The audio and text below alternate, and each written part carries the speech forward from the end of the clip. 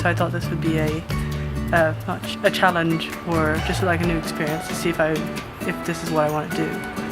To communicate with my fellow students, I think, is the nicest part of UE.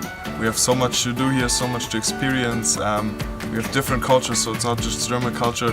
I think there's a million things you can do here every day, and no matter who you are or what you like to do, there's something here in the city for you. It's impossible to get bored in a city like this. It's possible to find everything, anything. People here are very welcoming, so I have had a very good experience here. How to listen actively, how to ask the right questions, how to get the information we want in very few words. A lot of the things that we learned I've never really heard about or thought about that much.